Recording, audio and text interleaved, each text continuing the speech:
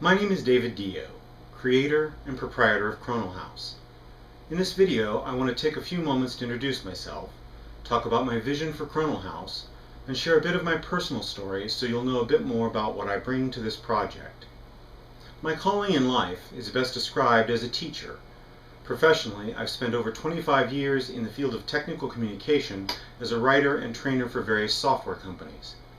What I hope to be able to do with my experience in explaining technology is bring those skills to the domain of spirituality and metaphysics. I call myself a spiritual journeyman. In that role, I don't claim any special expertise in anything but my own human experience as a spiritual being seeking to learn, grow, and understand the road I travel along with all of you. In my own journey, there are things I believe I've learned, insights I hope I've gained, and ideas that spoke to me. I consider myself deeply spiritual, with a strong desire to share the messages that have brought meaning into my own life, in the wish that at least some of those messages may bring meaning into the lives of others.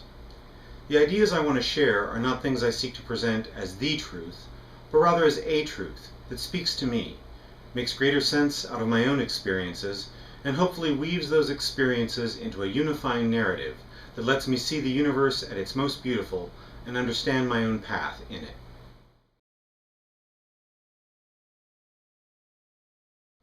My mission in creating Chronal House is to provide a space to share messages of hope and growth, as well as tools that have blessed me. In keeping with my most deeply held beliefs, I don't share these ideas with any claim of there being certain truth. Outside of what I consider the human imperatives to live, love, and learn, I don't personally put much stock in any absolute or objective truth. The name Chronal House means the house of time. For most of my life, time has been a subject of endless fascination. As mortal creatures, one thing that unites all human beings is the understanding that each of us is granted a span of time in which to live, love, and learn. Time makes itself felt as a constantly unfolding sense of now, as a wake of memory that dissipates into history, and the anticipated arrival of the experiences we have yet to meet in the future. One way to describe human existence is a journey through a collection of living moments that each of us call our own in the shared house of time.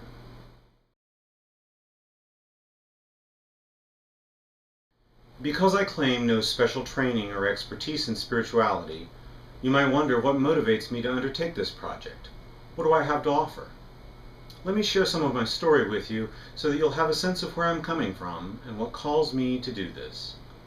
I grew up with a grandmother who was a deeply religious woman. We were very close, and she had a profound influence on my life, right down to her death when I was about 11 years old. In fact, her death triggered my first serious encounter with religion. She was a shut-in who was visited by the pastor of a local Pentecostal church. When she died, that pastor was there to comfort our family.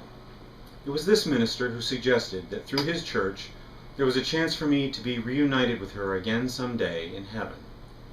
So I began to visit his church regularly, and eventually became a born-again Christian. I was deeply committed to my new faith, attending several times a week at different services and soaking up as much learning as I could. I was eventually baptized by that church. I even began to think about an eventual career in ministry myself, so the idea of sharing spirituality with others has been with me a long time. My religious commitment even led to the repeated experience evangelicals call the baptism of the Holy Spirit, which is called speaking in tongues by others.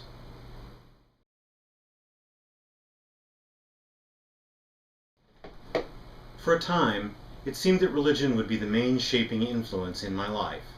Then puberty set in, and in the midst of all the changes my body was going through, I came to realize something about myself that produced tremendous horror. I realized I was gay, something my church spoke of as one of the greatest sins that could visit a human being. Confused at someone as devoted as I was to God that could have such a thing happen, I began to see the situation as a spiritual test. I was always at the church after that at altar call, asking elders to pray with me to help confront a burden that I didn't dare explain. If anybody ever tried with every bit of passion inside them to pray the gay away, it was me. But it didn't go away. The feeling simply got stronger and clearer. This happened in the early 1970s, long before there were role models and positive messages for gay youth. There was no internet with resources to guide me, no YouTube videos about how things would get better, no one to turn to for a message of hope or that nothing was wrong with me, no Lady Gaga singing Born This Way. It was a massive spiritual identity crisis on the shoulders of a confused boy facing the whole thing alone. The conclusion I eventually reached was that God had rejected me, since my appeals to change went denied. So having felt rejected by God, I left the church. Yet somehow, even though feeling that God didn't want me, I still held on to a belief in God. But it was a belief that faded into the background of my life, unexpressed.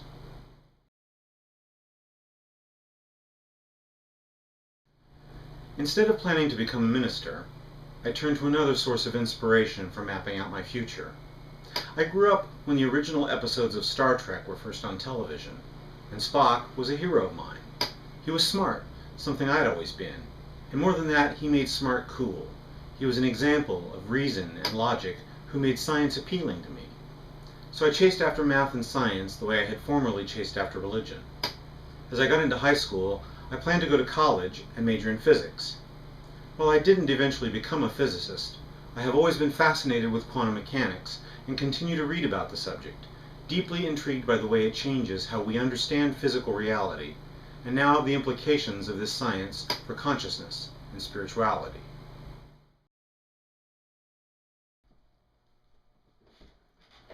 Going off to college turned into quite an education, but not the one I was expecting. I was several hundred miles away from watchful and overprotective parents, and finally in a place where I could openly explore my sexuality. I joined the university's gay student group, where I met my first romance. He was a retired professor who was the faculty advisor to this gay student group. He influenced my spirituality in two ways. He was active in the Presbyterian Church, which amazed me since I had no idea anybody could be openly gay and accepted in any Christian church. It was he who explained to me that Christianity is not monolithic in its views about being gay, and some branches of the faith would be more welcoming than others. That news began a decades-long journey toward a renewed but transformed Christian faith. He also gave me a gift, a copy of Khalil Gibran's The Prophet, which is one of the most important books I have ever read. Many of my most deeply held convictions and perspectives on being human were shaped by the words of that book. I will share from this book often and encourage people of all beliefs to enrich their lives with its treasures. But I was too busy learning about my sexuality to focus on school. My grades suffered, and I eventually dropped out of school without finishing my degree. But the classes in which I had done well required a lot of writing, like English and philosophy. That discovery began my shift toward writing as a profession once I finished a 2-year degree at a technical school, and so I began my career in technical writing. I tried at various times along the way to seek out a church where I might feel at home, which proved challenging as a gay man with very liberal social and political views.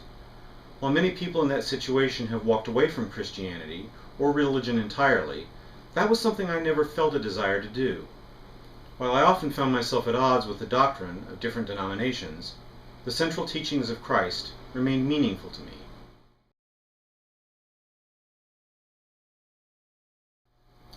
Today, I describe myself as an unorthodox Christian. I have found a denominational home where the messages of inclusion, social, and economic justice are very much in harmony with my central beliefs, and now I'm a member of the United Church of Christ. The Christian spiritual narrative is familiar to me and has become the foundation for an approach to spirituality that embraces truth from many religions, philosophies, and non-theological spiritual perspectives. The most important developments in my spiritual journey have taken place in the last decade. Those transformations in my spiritual worldview form the basis of what I want to share through Chronal House. They have grown out of a desire and a quest to find harmony between the spiritual and faith-based worldview and the worldview grounded in science and reason.